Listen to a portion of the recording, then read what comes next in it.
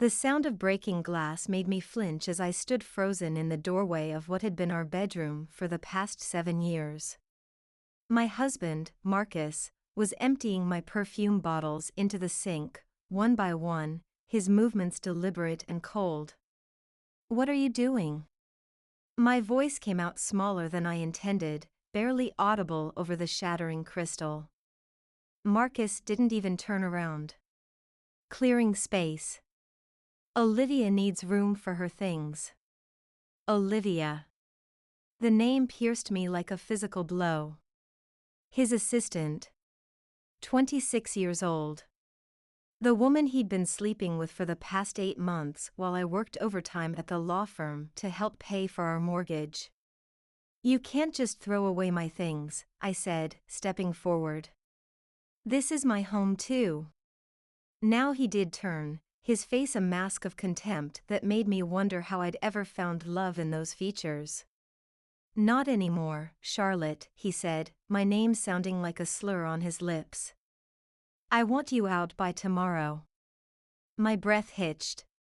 "What?" "You heard me. It's over. I've already spoken to a divorce attorney." He gestured dismissively at the half-empty closet. "Take what you can carry. The rest will be donated." "Marcus, this is insane." I tried to keep my voice steady. "We need to talk about this." "There's nothing to talk about." He brushed past me, the expensive cologne I'd bought him for Christmas filling my nostrils. "Olivia moves in tomorrow. I expect you gone by noon." I stood there, staring at the wreckage of my vanity, unable to process what was happening. 7 years of marriage, dismissed in less than 7 minutes. No discussion. No warning. Just over. "Where am I supposed to go?" I asked his retreating back. He paused at the doorway, not bothering to look at me. "Not my problem, Charlotte. You're the big-shot lawyer. Figure it out."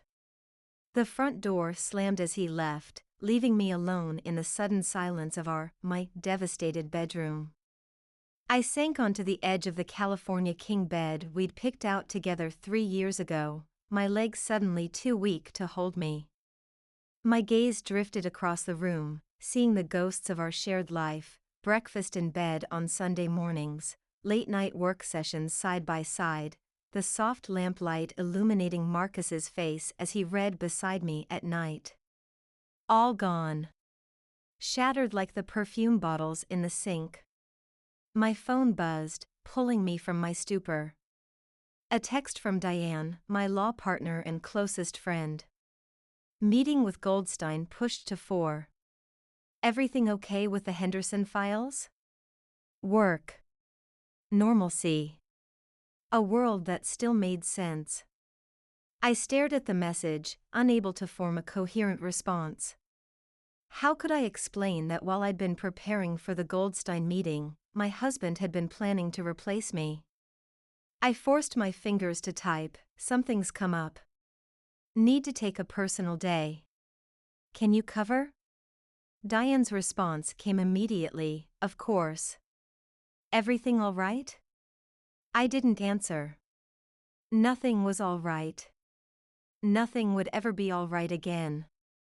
With robotic movements, I pulled a suitcase from under the bed and began filling it with whatever I could grab: clothes, shoes, toiletries.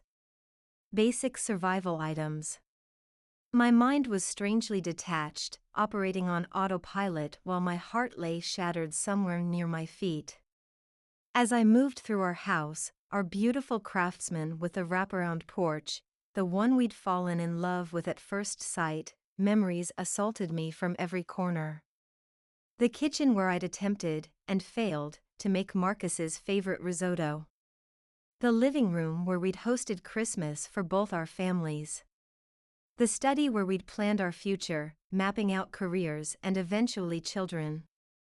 Children. Another stab of pain.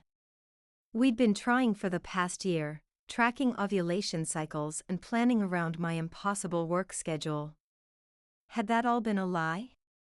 Had he been planning his exit strategy even as we discussed baby names? Halfway through packing, rational thought began to pierce through the fog of shock. This was wrong. Legally wrong. He couldn't just throw me out of our home. I was a property attorney, for God's sake. I knew my rights. I placed the sweater I'd been folding back in the drawer and pulled out my phone, dialing the number of Richard Hanlon, a divorce attorney I'd worked with on several cases. Richard? It's Charlotte Warren. My voice sounded strange to my own ears, too calm considering the circumstances. I need your advice. My husband just informed me that our marriage is over and wants me out of our house by tomorrow. Richard's response was immediate and reassuring. He can't do that, Charlotte. It's your marital home. He has no legal right to evict you. That's what I thought. A hysterical laugh bubbled up in my throat. Though I'm not sure I want to stay where I'm clearly not wanted. Whether you stay or go is your choice, Richard said firmly. But don't let him bully you into giving up your rights. If you leave, make it clear it's temporary and doesn't constitute abandonment of the property. Abandonment, I repeated, the legal term snapping something into focus. Wait. Richard, the house. The down payment. What about it? He prompted when I fell silent. It was mine, I whispered, a memory breaking through the emotional chaos. My inheritance from my grandmother. We put the house in both our names, but the initial payment was all mine. That changes things, Richard said, his tone sharpening with interest. Do you have documentation? Yes, in my office files. I handled the closing myself. Get those documents, he advised. And in the meantime, don't go anywhere. That's your house, Charlotte. Make him understand that. After hanging up, I stood in the center of our bedroom, a strange calm settling over me. Marcus had always underestimated me. Always assumed that because I was quiet, I was weak. Because I compromised, I was a pushover. He was about to learn how wrong he'd been. I unpacked my suitcase, hanging each item back in its proper place. Then I changed into my most severe business suit, charcoal gray with a crisp white blouse, and slipped on the pearl earrings my grandmother had left me, along with the money that had bought this house. Ready for battle, I sat at the kitchen table and waited for Marcus to return. I didn't have to wait long. At just past 11, the front door opened, and his voice carried through the foyer. You'll love the bay window in the master bedroom. It gets the most beautiful morning light. Olivia's laugh followed, light, musical, painfully young. I'm just happy we don't have to sneak around anymore. It's exhausting being the other woman. I remained seated as they entered the kitchen, Marcus stopping short when he saw me. Charlotte. My name came out flat. I thought I made myself clear. Crystal clear, I replied, my voice steady. But I'm afraid you're laboring under a misapprehension. What are you talking about? His eyes narrowed. I smiled, the expression not reaching my eyes. This is my house, Marcus. Legally, morally, and financially. Olivia stepped closer to him, her hand slipping into his. The territorial gesture might have hurt earlier, but now it just seemed pathetically juvenile. That's not true, Marcus said, his confidence wavering slightly. We bought it together. Did we? I tilted my head. Because my records show that the down payment, all $200,000 of it, came from my inheritance. My name is on the deed. The mortgage is in both our names, true, but I've made 60% of the payments. His face paled slightly. That doesn't matter. We're married. For now, I agreed pleasantly. But that will change. And when it does, this house stays with me. Olivia looked between us, uncertainty creeping into her perfect features. Marcus? What is she talking about? I stood, smoothing my skirt. What I'm talking about, Olivia, is that you won't be moving in tomorrow. Or ever. Because this is my house, and I'm not leaving. This is ridiculous, Marcus sputtered, his face reddening. You can't just. I can, I cut him off. And I am. Now, you have two choices. You can leave on your own, or I can call the police and have you removed for attempted illegal eviction. Which would be embarrassing for everyone involved, especially you. The silence that followed was thick enough to cut with a knife. Marcus stared at me, disbelief warring with outrage on his face. Olivia looked shell-shocked, her earlier confidence evaporating. You're bluffing, Marcus finally said. In response, I pulled out my phone and dialed. Officer Ramirez? It's Charlotte Warren. Yes, the one who handled your sister's closing last year. I'm afraid I need assistance. Fine. Marcus snapped before I could finish. We're leaving. But this isn't over, Charlotte. I ended the call, meeting his gaze steadily. You're right about that. The divorce papers will be on your desk by tomorrow afternoon. I suggest you find yourself a very good attorney. As they retreated, Olivia's confused questions following them out the door, I remained standing in my kitchen, in my house. Only when I heard Marcus's car start and drive away did I allow my knees to buckle, sinking back into the chair. I had won the first battle. But the war was just beginning. The next morning, I woke to an eerie silence in the house. For a moment, I reached across the bed for Marcus before the events of the previous day crashed back over me. I jerked my hand back, disgusted with the ingrained habit. My phone buzzed with a text from Diane, heard rumors about you and Marcus. Call me. The news was already spreading. Of course it was. Marcus's firm and mine operated in the same circles, went to the same charity events, knew all the same people. By noon, everyone who mattered in Boston would know that Charlotte Warren's husband had left her for his 20-something assistant. The humiliation burned hotter than the betrayal. I forced myself to get up, to shower, to dress for work. Normalcy was my armor now. I refused to be the woman who fell apart, who took to her bed, who gave the gossips more fuel for their fires. At the firm, heads turned as I walked to my office, whispers following in my wake. I kept my chin up, my expression neutral, daring anyone to express sympathy to my face. Diane was waiting in my office, pacing like a caged tiger. Tell me it's not true, she demanded as soon as I closed the door. I set my briefcase down carefully. Which part? That Marcus is sleeping with his assistant, or that he tried to throw me out of my own house? Jesus, Charlotte. She sank into a chair, her formidable courtroom composure cracking. I'll kill him. I swear to God, I'll kill him. Despite everything, a laugh escaped me. And you'd be my first call to defend you, but I'd rather not have to visit my best friend in prison. How are you so calm? Diane asked, bewildered. If it were me, I'd be a puddle on the floor.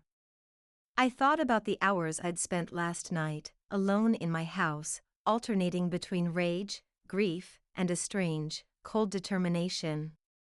I'm not calm, I admitted. I'm furious. And I'm going to make him regret ever thinking he could discard me like yesterday's trash. Diane's expression shifted from concern to fierce approval. That's my girl. What do you need from me? Time, I said. Cover for me while I gather evidence. I want everything ready before he knows what hit him. Done. And if you need someone to hold Olivia down while you cut off her hair, I'm your woman. This time, my laugh was genuine. I'll keep that in mind. The rest of the day passed in a blur of client meetings and depositions. I threw myself into my work, grateful for the distraction. It was only when I was driving home that the weight of it all threatened to crush me again. Our street looked the same: neat colonial houses, manicured lawns, a picture-perfect slice of suburban achievement. But as I pulled into my driveway, I noticed Marcus's car parked at the curb. My stomach clenched. What was he doing here? I found him in the garage, filling boxes with tools and sporting equipment. What are you doing? I asked, standing in the doorway. He didn't look up. Taking my things. That's allowed, isn't it? Of course. I crossed my arms, watching him. Though I'm pretty sure the golf clubs were a Christmas gift from me. Marcus's movements faltered for a moment. Fine. Keep them. He slammed the box shut with more force than necessary. I should have known you'd be petty about this. Petty? I echoed, incredulous. You tried to throw me out of my house yesterday to move in your girlfriend, and I'm the one being petty? He stood, facing me fully for the first time. You're twisting what happened. Am I? Please, enlighten me about what really happened, Marcus. I'm dying to hear your version. His jaw tightened. We've been unhappy for a long time, Charlotte. You know that. Always working, always at the office. When was the last time we actually connected as a couple? The accusation struck home, painful in its partial truth. I had been working long hours, focused on making partner. But so had he. So instead of talking to me about it, you decided to sleep with your assistant? I kept my voice level with effort. How convenient for you. It wasn't planned. He had the audacity to look wounded. It just happened. Things like that don't just happen, Marcus. You made choices. And now you're facing the consequences. He slammed the trunk of his car shut. You want to play hardball? Fine. But remember, I know all your secrets too, Charlotte. All the little compromises you've made at the firm, the lines you've crossed. Would your clients appreciate knowing how their pristine attorney really operates? Ice flooded my veins. Are you threatening me? I'm reminding you that neither of us is perfect. His smile didn't reach his eyes. Think carefully about how ugly you want this to get. As he drove away, his warning echoed in my mind. He was right about one thing: neither of us was perfect. In my rise through the ranks, I'd made compromises, bent rules, played the game the way it needed to be played. Nothing illegal, but not entirely ethical either. If those details came to light during a nasty divorce. I shook my head, refusing to be intimidated. Marcus was bluffing. He had to be. And even if he wasn't, I still had the upper hand with the house. My grandmother's inheritance had put a roof over our heads, and I'd be damned if I let him take that from me too. Inside, I poured myself a generous glass of wine and carried it to my home office. Time to plan my next move. I pulled out the deed to the house, confirming what I already knew. My name was listed first, with a clear notation about the source of the down payment. I also retrieved bank statements showing my consistent contributions to the mortgage, often covering Marcus's portion when his commissions ran low. A knock at the door interrupted my research. For a wild moment, I thought it might be Marcus, returning to apologize, to beg forgiveness, to say it had all been a terrible mistake. Instead, I found Diane on my porch, arms laden with takeout bags and a bottle of expensive tequila. "Reinforcements have arrived," she announced, pushing past me into the house. I brought Thai food and liquid courage. Relief flooded through me. "You're a lifesaver." "I know," she agreed, setting her bounty on the kitchen island. "Now, tell me what that bastard said when he came to get his things." As we ate pad Thai straight from the containers, I recounted my conversation with Marcus, including his veiled threats. Diane's eyes narrowed. "He's desperate. And desperate men say stupid things. But not necessarily untrue things," I pointed out, pushing noodles around with my fork. "He knows where the bodies are buried, Dee. We worked at the same firm before I joined yours. He was there when I bent the rules a few times." "We've all bent rules," Diane dismissed. "The question is whether he has proof. And whether he's willing to potentially damage his own reputation by exposing yours." I took a long sip of wine. "I don't know. He seems different. Harder somehow." "That's because he's cornered," Diane said, refilling my glass. "You blindsided him by not rolling over. Men like Marcus expect women to crumble, not fight back." I smiled despite myself. "You should have seen his face when I threatened to call the police." "I wish I'd been there." Diane raised her glass in a toast. "To karma, may it bite him in his unfaithful ass." The tequila burned pleasantly as we clinked glasses, but the momentary levity faded quickly. "What will you do now?" Diane asked, her expression sobering. I traced the rim of my glass, considering. "Get through the divorce as efficiently as possible. Keep the house. Move on with my life."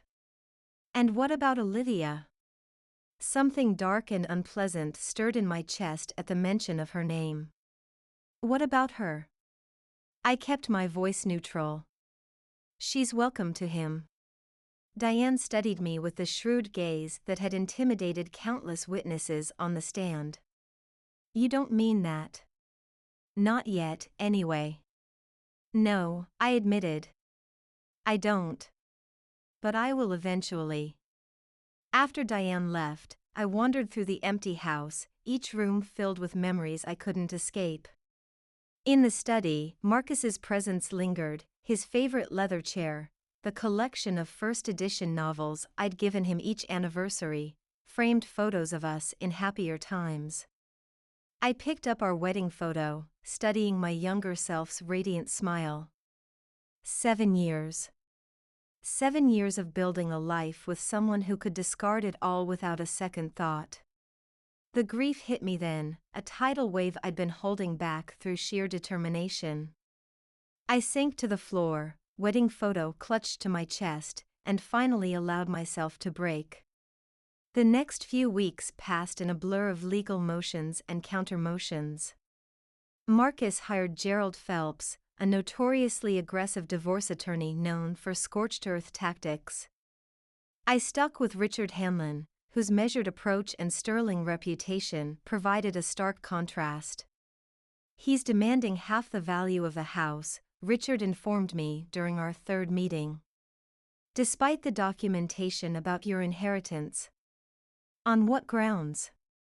I asked, though I already suspected the answer. "He's claiming he made substantial improvements to the property that increased its value." Richard's distaste was evident.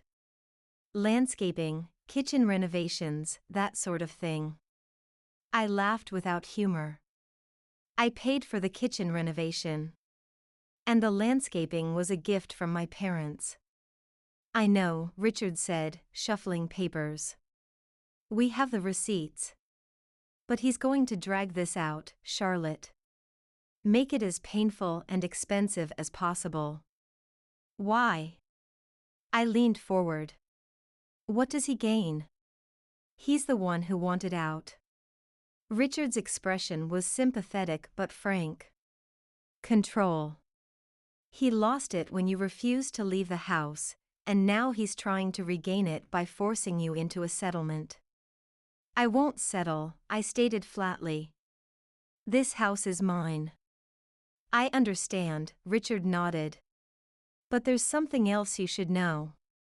Phelps has been making noises about your professional conduct, suggesting they might have evidence of ethics violations. My stomach dropped. So Marcus hadn't been bluffing after all. What kind of evidence? They're being deliberately vague. It's a fishing expedition, trying to scare you. Richard studied me. Is there anything I should know, Charlotte? I thought of the Henderson case from 3 years ago. The document that had mysteriously appeared in our favor. The blind eye I'd turned when Marcus implied he'd obtained it through less than legitimate channels. Nothing specific, I hedged. Just the usual gray areas all attorneys navigate. Richard didn't look convinced, but he didn't press. If that changes, I need to know immediately. I can't defend against what I'm not prepared for. As I left his office, my phone buzzed with a text from an unknown number. We need to talk. Coffee at Barrow's, 3 p.m.? Olivia. I stopped dead in the middle of the sidewalk, pedestrians streaming around me with irritated glances. Olivia wanted to meet? The audacity was breathtaking. My first instinct was to ignore the message, to deny her the satisfaction of a response. But curiosity won out. Why would I want to talk to you? I replied. Her response came almost immediately. Because I have information you need. About Marcus and the house. I debated for a full minute before typing, fine. 3 p.m. Barrow's was a small, upscale cafe tucked away from the main thoroughfares, expensive enough to discourage casual drop-ins, private enough for delicate conversations. I arrived 10 minutes early, selecting a corner table with a clear view of the entrance. Olivia arrived precisely at 3, looking both younger and less confident than I remembered from our brief kitchen encounter. She wore a simple black dress that probably cost more than my monthly mortgage payment, her blonde hair pulled back in a severe ponytail that emphasized her heart-shaped face. Thank you for coming, she said, sliding into the seat across from me. I didn't bother with pleasantries. What information do you have? Olivia glanced around nervously before meeting my gaze. Marcus is lying about the house. He knows it's yours legally. He's just trying to force you into giving him a payout. That's not exactly breaking news, I said coolly. Why tell me this? She fidgeted with her napkin. Because he's lying to me too. About everything. The divorce, his finances, his other women. I raised an eyebrow. Other women? Plural? At least 2 that I know of, Olivia confirmed, misery evident in her voice. I found texts on his phone. It seems I wasn't as special as he led me to believe. Despite everything, a flicker of sympathy stirred within me. She looked so young, so broken.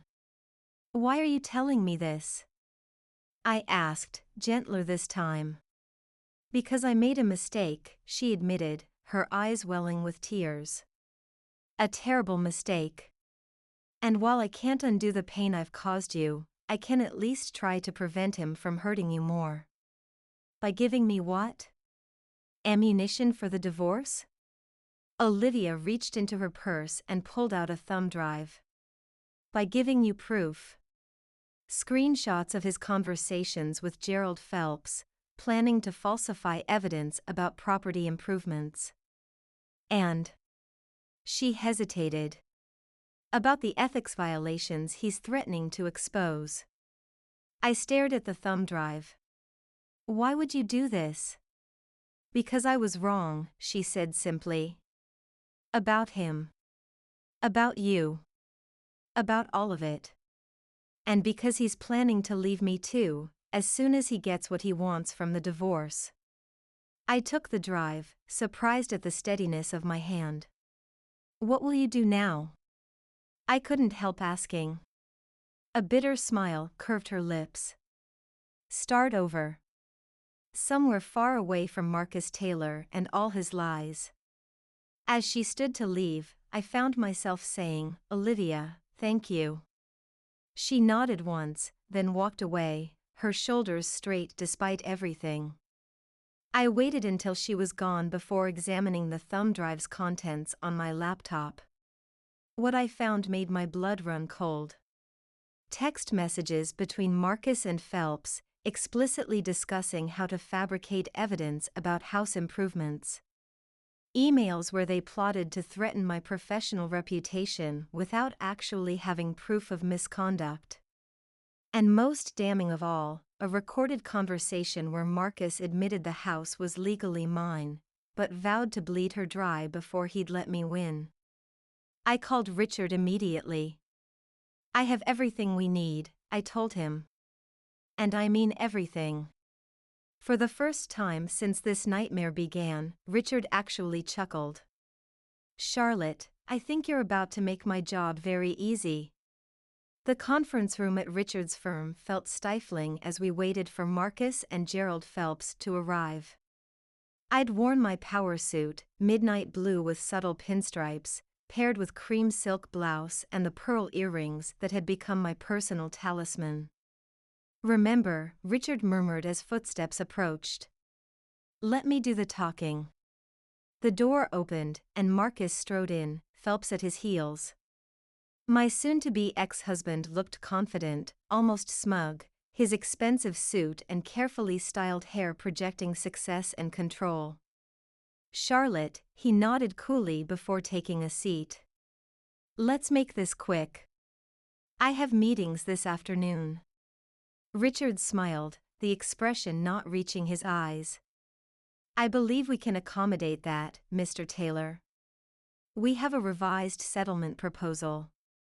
Phelps accepted the document, scanning it with narrowed eyes. This is unacceptable. My client is entitled to half the marital assets, including the house. Actually, Richard said pleasantly, he's not. And we have evidence proving he knows it. Marcus's composure slipped slightly. What evidence? In response, Richard slid a folder across the table. Text messages. Emails. A particularly illuminating recording where you admit, and I quote, the house is legally hers, but I'll bleed her dry before I let her win.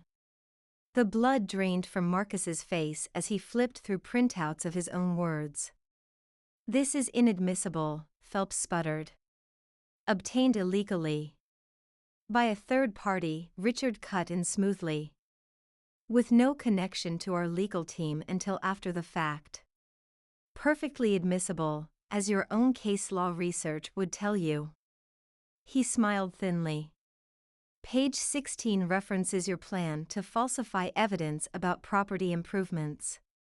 Page 24 details your strategy to threaten my client's professional reputation without actual evidence of misconduct. Marcus stared at me, fury and disbelief warring on his face. You did this. I met his gaze steadily. No, Marcus. You did this. I'm just making sure you don't get away with it. Our settlement offer is quite generous, Richard continued, as if the tension in the room wasn't thick enough to cut with a knife. Ms. Warren keeps the house, with no buyout requirement. Mr. Taylor retains his personal property, retirement accounts, and the vacation cabin in Vermont. Clean break, no alimony on either side. Phelps leaned over to whisper urgently in Marcus's ear. Whatever he said caused Marcus's jaw to clench so tightly I could see a muscle ticking. Fine, he finally bit out. I'll sign. But this isn't over, Charlotte. Yes, it is, I replied calmly. It was over the moment you decided our vows meant nothing.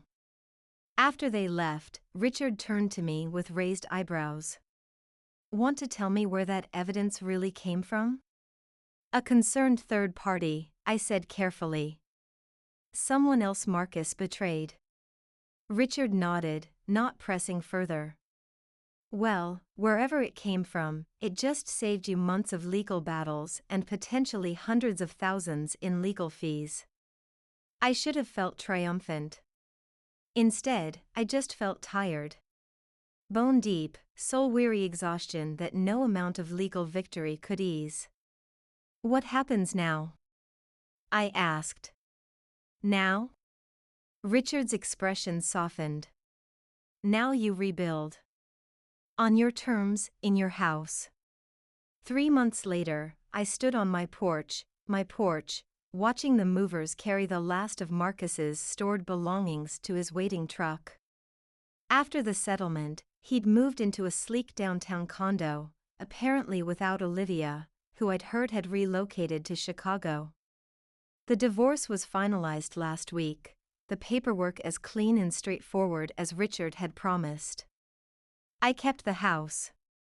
Marcus kept his pride, what was left of it. Need help rearranging furniture? Diane asked, joining me on the porch with glasses of champagne. Now that all his testosterone-soaked belongings are gone, we could really feminize the place. I laughed, accepting the glass. I was thinking of selling, actually. Diane's eyebrows shot up. After all the fighting to keep it? Why? I looked at the house, beautiful, historic, filled with memories both cherished and painful. Because it was never really about the house. It was about not letting him take what was rightfully mine. And now? Now I get to decide what I want. No Marcus, no war, just choices. I sipped my champagne, the bubbles bright on my tongue. I'm thinking of taking that position in the New York office. Fresh start, new city. Diane clinked her glass against mine. To fresh starts, then. And to owning your power, both in real estate and in life. As the moving truck pulled away, I felt a weight lift from my shoulders. The house was mine. The victory was mine. But most importantly, the future was mine. And I intended to make the most of it.